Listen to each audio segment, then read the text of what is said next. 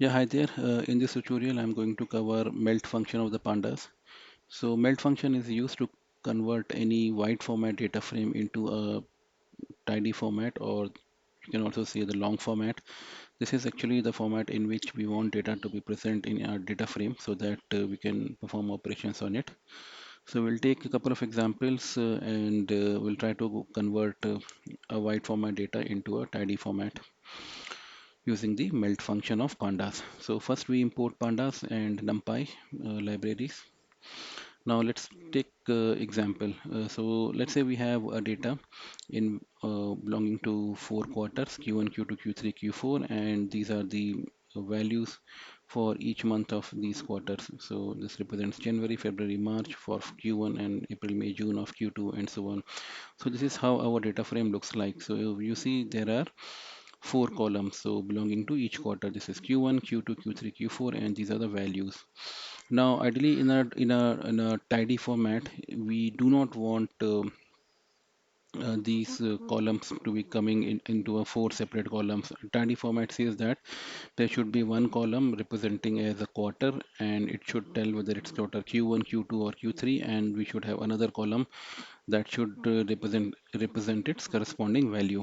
So how do we achieve this? We will just simply say df.melt. It will convert this data in from a wide format into a tidy format or a long format. So I'm just storing the output of df.melt in another data frame, df underscore tidy, and if I just display it, so this is how it looks like. So q1 value was 10, 11, 12. So if you see variable is q1 and its values are 10, 11, 12, then q2. So this particular column which is coming as variable, it represents the quarter, and the next column value represents the value of that quarter. So that is how we can convert a data frame from a wide format into a tidy format or a long format using the df.melt function of a data frame. Okay, now if you see in this df underscore tidy data frame, the variables is the name of the column that is coming, and then we have a value. Now if we want, we can rename these columns using dot rename function. So what I'm just simply doing here is I'm applying the melt, say df dot melt, and then at the same time I'm just chaining another operation which is rename. So that will rename the columns. Variable will be renamed as quarter and value will be renamed as a quantity sold, and storing the output in df underscore tidy and just displaying it. So this time you will see this column as heading of this column as quarter and heading of this column as quantity sold. Okay, so that's one example. Now let's move on to another example. So in this example, what we have city, we have state, and then we have three columns which basically are fruits, and let's say these represents the quantity of that fruits sold, maybe exported, yeah, in some units, yeah. So let's say now city and state is fine. These are these columns represent city and state respectively, but these three columns ideally as per the tidy format should be coming into one column, and that column should have a heading something like fruit, and these values should come in their corresponding as the values in the another column. So let's see how we convert it into uh, a long format or the tidy format using the melt function. So I'll say, so this is stored in the data frame df. So I'll say df.melt. Now first I'll specify id variables. So id variables are those columns which remain untouched. So in a way they actually represent uniquely represent a row, you can say that, and based on this we can identify a particular row uniquely. So in this case, these are city and state, so I don't want to touch these columns. So, and these uniquely identify each row. So id underscore wires is city and state. Now next is value underscore wire. So these are the, so in value underscore wires we specify the list of the columns which we want to be unpivoted. So we have mango, orange, and watermelon. So mango, orange, and watermelon. These I'm specifying in value underscore wires. Now next is the variable name. So all these three columns will be converted into one column. So what will be the name of that new column? So that new column should be called as fruit. So it will be named as fruit, and the values corresponding to those fruits will be represented in another column. So what should be the name of that column? So the name of that column which contains the value should be called as quantity sold. So this is what we are specifying here. And if we see, the output looks like this: city, state, and then we have fruit. This is what we specified as a variable name, and we have quantity sold, which contains the values. So let's compare the data. So we have, for mangoes we have 4, 10, and 90.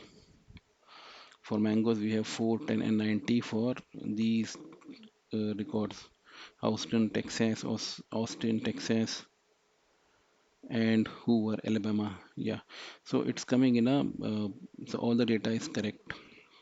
I just check the sample. So this is correct. Now let's keep moving. Now we'll take another example. This is a bit slightly complicated. So let's say I'm reading a data from a URL. This basically contains the Gapminder data. So Gapminder data actually contains data about GDP and population and life expectancy of different countries of the continents, and these values were measured at a gap of 5 years. Okay, so this data URL represents that link from where I'm reading the data, and I read the data using pd.read underscore CSV, passing this data URL, and the data is read in Gapminder data frame, and then I'm simply displaying this Gapminder data frame. Now here you notice country and continent and country columns are fine, but there are columns like GDP per capita 1952, 1957 at a gap of 5 years. Similarly, there will be another columns representing population, and in between there were columns were related to life expectancy. So just to have a quick look at the columns, we can do that using dataframe.columns. So if I do gapminder.columns, I'll get all the columns of this data frame. So leaving aside these two columns, if you see, all these columns are having year related to it. So this is starting from GDP 1952 and goes up to GDP per capita 2007. Similarly, for life expectancy, starting from 1952 goes up to life expectancy 2007, and the third column is basically population starting from 1952 to 2007. So instead of these columns coming in in a wide format, I want them to appear in a tidy format. That is, there should be one column called as GDP per capita that should represent these values, and there would be another column called as year that will be uh, telling, okay, this GDP per capita belongs to this year, and so on. Similarly, I want for this life expectancy values to be appearing in one column, and another column should have year, and the same thing I want for the population columns, where I want one column representing the values of the population and the next column representing the corresponding year. So to achieve this, what I have done is, first instead of mm, okay, so first I have done is I've just extracted the columns from this main data frame into three data frames. First, I'm dealing with the GDP per capita. So I'm taking continent and country because these two columns will be used to as an identifier variables, and I want, along with these two columns, all the columns which are related to with GDP, so that I can convert first GDP columns into a tidy format. So I'm taking these column, all rows and these particular columns into a data frame called as data frame underscore GDP. So this is what I'm doing here. df underscore GDP. This is equal to gapminder.loc. This column represents all rows, and in the column section I am saying select all the columns. Basically select columns from the gapminder which contain in the start. So this caret represents at the start GDP per capita or CO, which represents either continent or country. So it will contain all the columns which satisfy this condition, that is all the GDP columns and along with that continent and country. So this is what we got in df underscore GDP. I'm just displaying the first three records here. Now we have to convert it into a tidy data frame. So how do we do this? We just say df underscore GDP, that's the name of the data frame, and I'm using dot melt. As we know, using melt we can convert it into tidy format. Then first thing is, what are the ID variables which should remain as it is, should not be changed. So continent and country are the ID variables, so continent and country are fine. Then so it means except these two, all these columns will be unpivoted. Now what is the name of the variable that I want for all these columns? I'm just giving that name as year because these columns contain year in it, and the values of all these columns should appear in another column, and the name of that column should be GDP per capita because these values belong to GDP. So once this is done, if I just display the first three records, so it is like this. So we have continent, we have country, and we have year representing the column names, basically GDP per capita 1952. If you see, it's the same thing as the column name, and the corresponding values 2499.008185. Okay, now if you see in the year column, this particular string is coming for all the rows. I can just simply get rid of this by using string.replace function. So I'm saying is df underscore GDP underscore tidy, that's the name of data frame, and take the year column and apply .str.replace, so string replace function. What to replace? Replace GDP per capita underscore with nothing, that is blank. And since this is a year column, so I want it to be converted into integer type. So along with that, I'm chaining another function which is dot as type, and I'm specifying the data type as integer.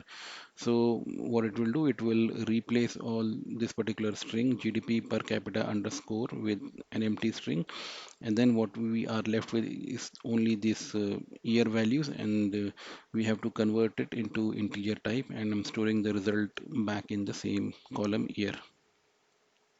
So this finally, this is how our data frame will look like: continent, country, year, and GDP per capita. So this is the same logic I'm going to apply for other two types of columns. One is the life expectancy, and other is the population column. So for life expectancy, it's the same thing. I'm just selecting only those columns from the Gapminder. I'll say gapminder.loc, first column representing all rows, comma, select all the columns which contain life expectancy in the start, or CO, which represents continent or country. So once those columns are selected, and then applying the melt function, again using the ID where says continent and country, and the column names should be variable name which contain the column names should be year, and the value should be in the life expectancy, just like we did for the previous one for GDP per capita.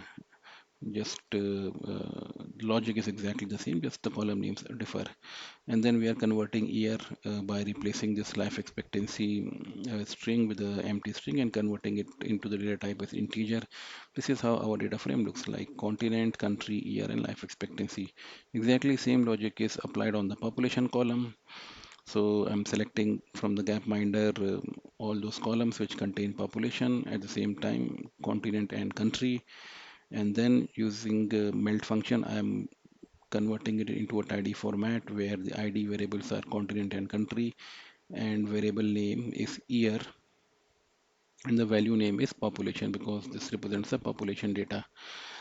And the year, because year will contain string in it, pop underscore, so I want to replace that. So I'm just using df underscore pop underscore tidy, that's the name of data frame in which we had stored the data, and I'm just using .str.replace to replace pop underscore and then converting the data frame into integer, the values into integer, and just displaying the data frame, the first few records of this data frame.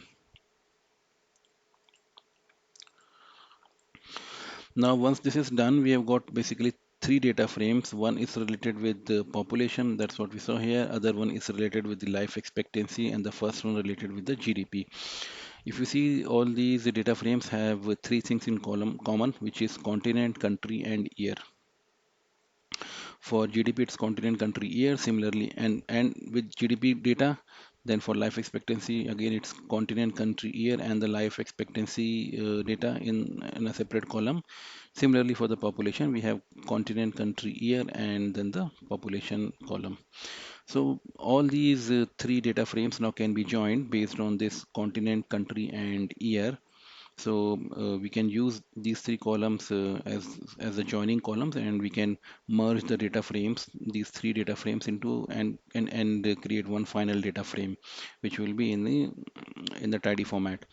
So let's merge these. So I would say this is df underscore final. This is the final data frame that we want.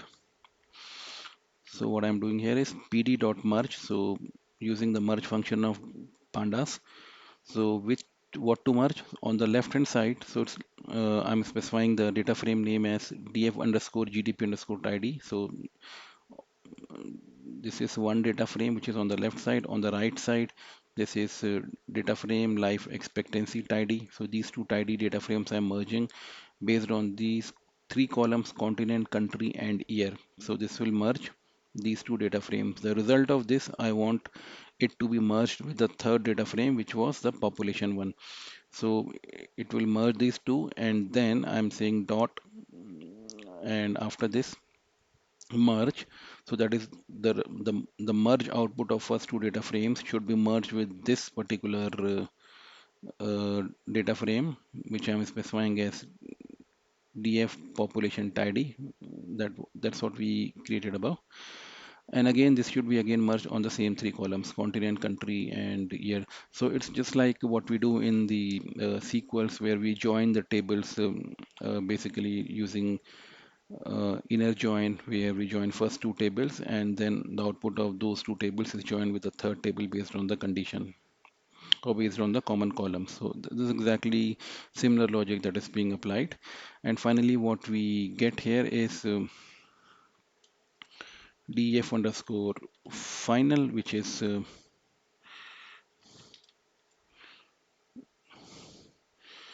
data frame in the tidy format containing the gapminder data. So that's how, using the melt function, we can convert data which is actually in a wide format into a long format, or you can say tidy format, so that we can perform operations on it. Because most of the operations that we apply on a data frame, those operations expect data should appear in data frame in a long format or the tidy format. So that's it for this tutorial. Thank you.